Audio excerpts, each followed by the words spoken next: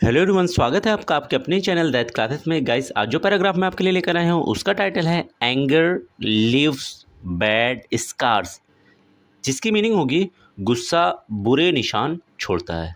Guys, गुस्सा एक ऐसी चीज़ है जो हर एक इंसान को आती ही रहती है।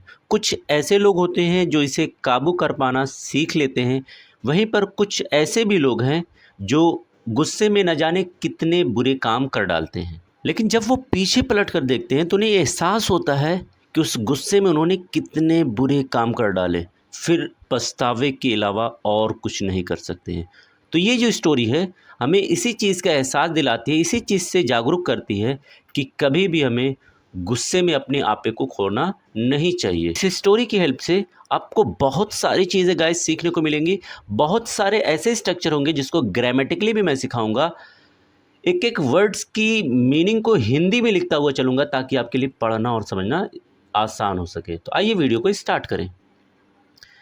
There was a young boy who could not control his anger. एक एक वर्ड्स की मीनिंग को देखते हैं। तो स्टोरी आपकी स्टार्ट हो रही है देयर वर्ड से। वैसे देयर का मतलब होता है वहाँ, बट जब ये सब्जेक्ट का काम करता है तो इसकी कोई मीनिंग नहीं होती। वॉज यानी वॉज का मतलब है था। ए यानी एक। यंग कहते हैं जवान को, और बॉय यानी लड़का। हु कहते हैं जो। कुड सकता था। हुड की मीनिंग क्या हो जाएगी? सकता था। गाइस, आपको मैं बताता चलूँ, कुड वर्ड जो है ये कैन से बना हुआ। कैन का मतलब होता है सकना, इसका पास्ट है कुड। और नोट यानी नहीं।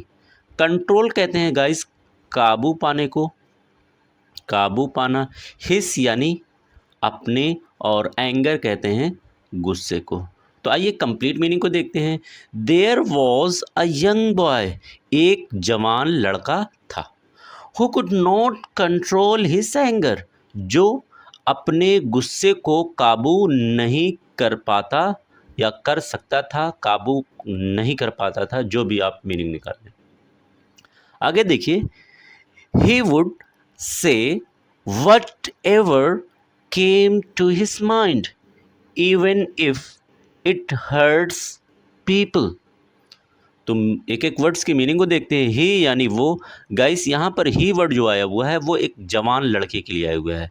कोई लड़की होती तो लड़की के लिए हम शी प्रोनाउन का यूज़ करते हैं।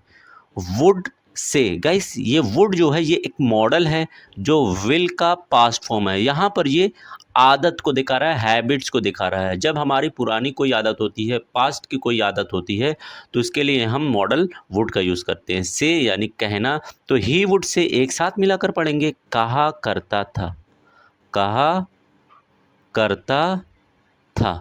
वट एवर, जो कुछ भी। केम, गाइस अगेन एक बहुत ही अच्छा वर्ड है, नोट कर लीजिएगा। तो मेरे साथ उन सारे वर्ड्स को नोट करते रहिए जो आपके लिए इंपॉर्टेंट है। कम का मतलब होता है आना, केम आता। टू हिज माइंड, हिज यानी उसके, माइंड यानी दिमाग या जहन कह सकते हैं, और टू यानी में। इवन इफ, इवन यानी तक, इफ अगर। इट यानी ये। इट जो वर्ड आया हुआ है ये बातों के लिए आए हुए हैं, जो कुछ भी वो बात करता। हर्ट, ठेस पहुंचना, चोट लगना, नुकसान पहुंचना। इसके ढेर सारे मीनिंग होती है, लेकिन यहाँ पर मीनिंग क्या होगी? सेंटेंस के अकॉर्डिंग ठेस निकलेगी, पहुंचना।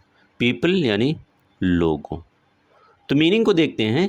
ही would say whatever came to his mind, वो कहा करता था जो कुछ भी उसके दिमाग में आता, यानी जो कुछ भी उसके दिमाग में बात आती वो फ़ौरन उसे कह देता।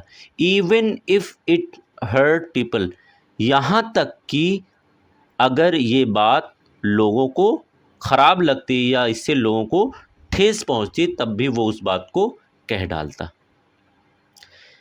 His father asked him to hammer in a nail in the backyard fence whenever he got angry। तो मीनिंग को देखते हैं गाइस। हिज फादर यानी उसके फादर यानी पिता। आस्क यानी कहा। गाइस ये वर्ड बना हुआ है आस्क से। आस्क का मतलब होता है कहना। आस्क कहा। हिम यानी उससे। To hammer. हैमर वैसे कहते हैं गाइस हथौड़े को कहते हैं, लेकिन यहाँ पर ये एक्शन कर रहा है वर्ब के रूप में। टू हैमर यानी हथौड़ा मारने के लिए। हथौड़ा मारने के लिए। इन यानी में। ए यानी एक होगा और नेल यानी कील, यानी जो खीली होती है, कील होती है उससे। इन यानी में।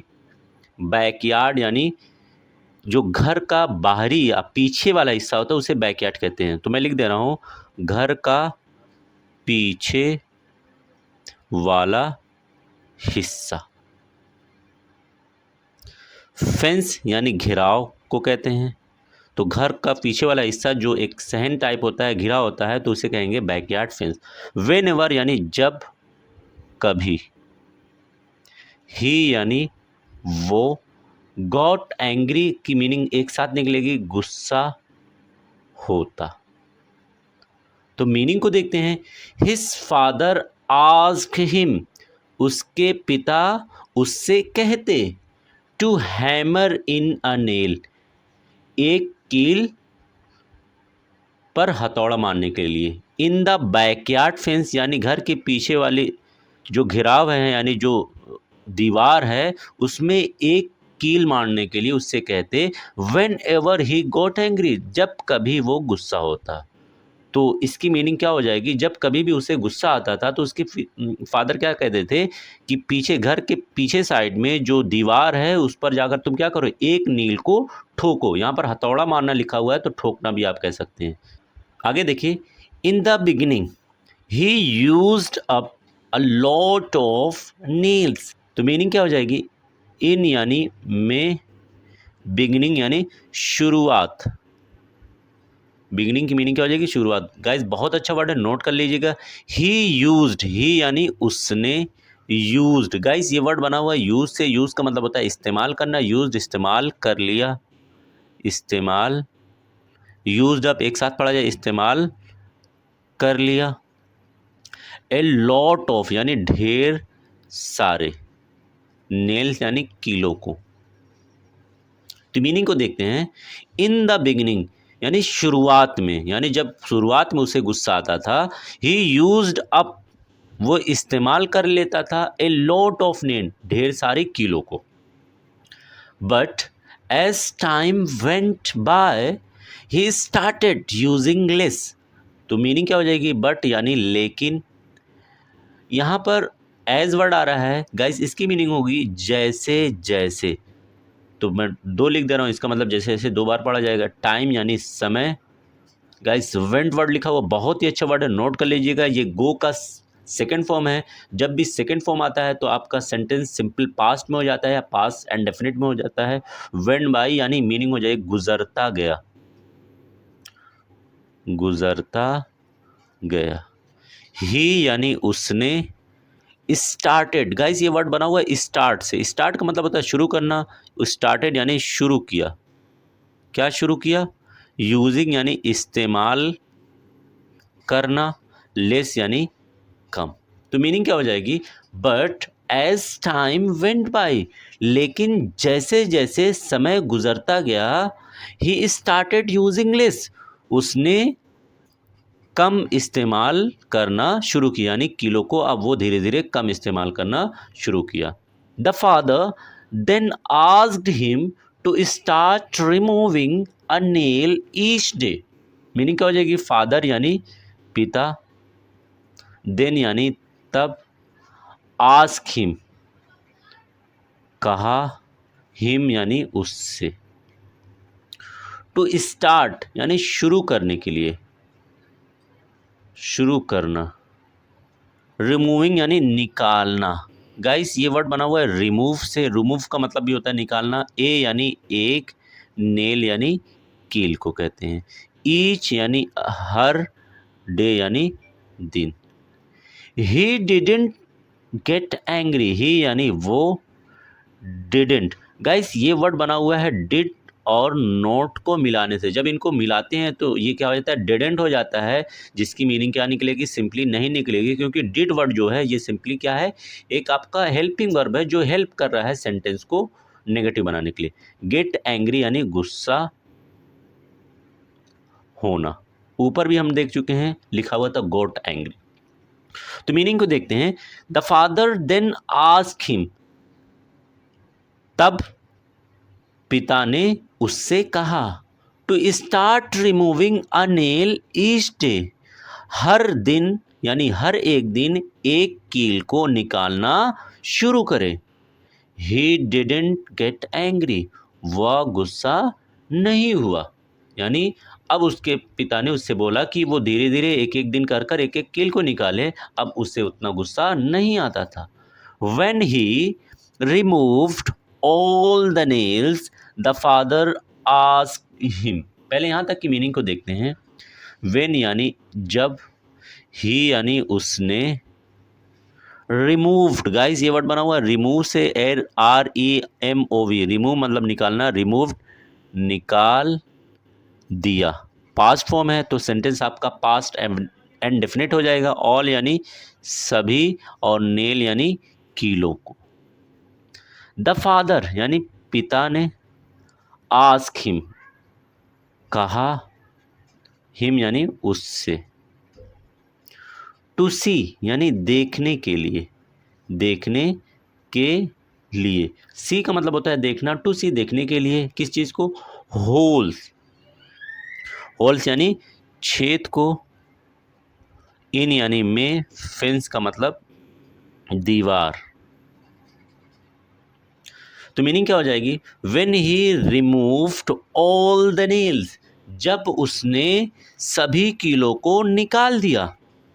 The father ask him to see the holes in the fence, तब पिता ने उससे कहा दीवार में छेद को देखने के लिए कि कितना छेद उस दीवार में हुआ है। He reminded him that the fence would never be the same.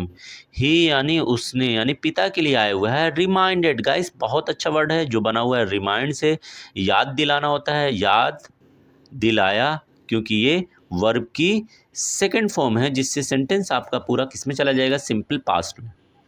Him यानी उसे, दैट मतलब की, फेंस यानी जो दीवार है, जो पीछे साइड में जो आंगन है उसकी दीवार है। वुड नेवर, नेवर यानी कभी नहीं, वुड बी का मतलब होगी, ये मॉडल है जिसको वर्ब के साथ मिलाकर पढ़ेंगे तो क्या हो जाएगा, वुड हो।